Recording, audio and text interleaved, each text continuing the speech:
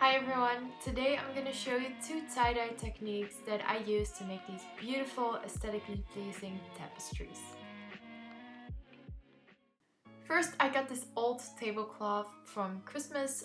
There were some stains in this, so it's way too big for one tapestry, so I just cut it in half so we can make two.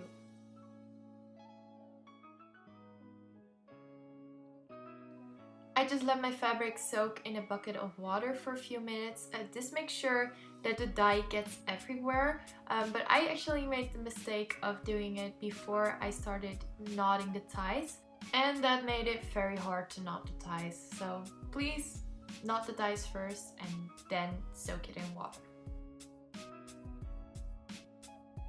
Now for the first tapestry we're gonna make a spiral effect, so I just put my fingers in the center and started twisting it.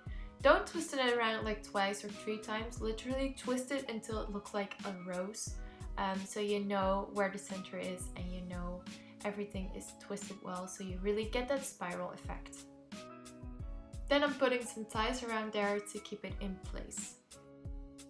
Next we're gonna prepare our fabric dye. I got this fabric dye from Dylan. It's a really good brand. It has really bright colors.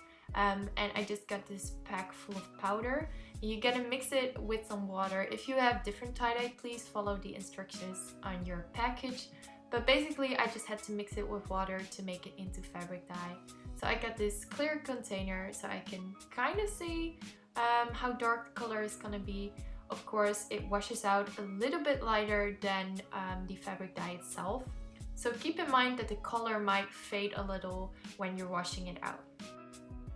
And I'm just spraying it out there. I know some people just do sections, but I really wanted to make this tapestry like really random and not really organized. So at first I tried to do sections, but then I just went ahead and spilled it everywhere. So it kind of looks a little bit messier. I also got some dark blue left. I found out later that I didn't really cover anything of my tapestry with my dark blue, and the places that I did cover were really washed out very light. So this proves that you do need to make your colors a little bit darker than you want them to make them look perfect once you wash them out. And don't forget the other side of your tapestry. You want to cover that as well, else you will have a half white tapestry.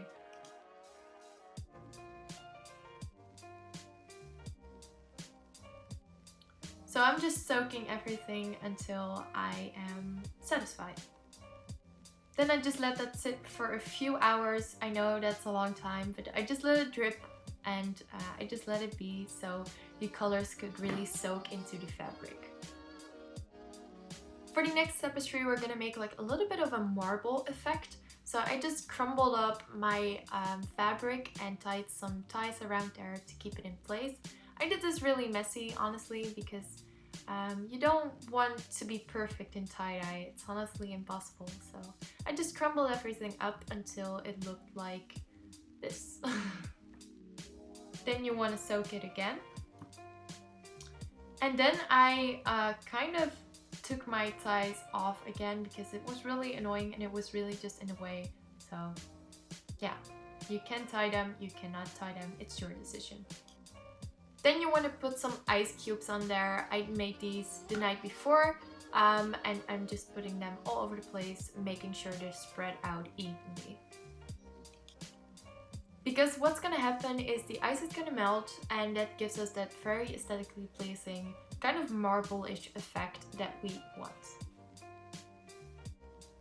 Then I just went ahead with my tie-dye. I didn't cover everything. I just covered the outside and a little bit of the inside.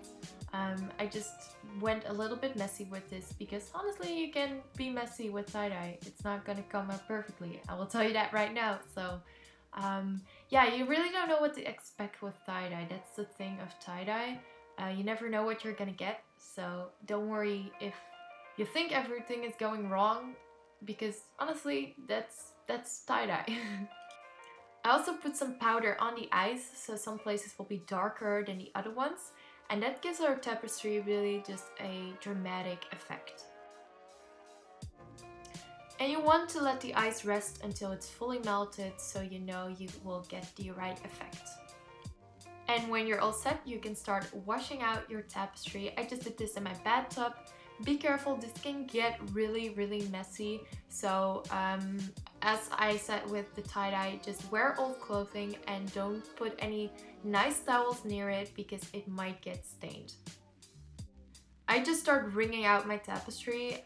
You really want to get all the tie-dye out, so you're only done when the water is clear or really pastel pink. And now my favorite part of tie-dyeing is the refill. I love this so much because you never know what you're gonna get. You might get disappointed, you might be very happy, you never know. And I was really happy with this today, so yeah. And then I just let that dry. If you need some more information about washing, everything will be down in the description. As I said before, the dark blue kind of turned out pretty disappointing, so I went back in with some purple to save the day, and it actually turned out great. And now the results. I was hanging with you and then I realized I didn't think it was true. I was surprised when I found out I'd fallen for you. I didn't want to believe my feelings for you. I didn't want to believe that I could lose you if I told you just how I felt. Thank you all so much for watching. I really hope you liked today's video. I want to give a quick shout out to my tie-dye Instagram.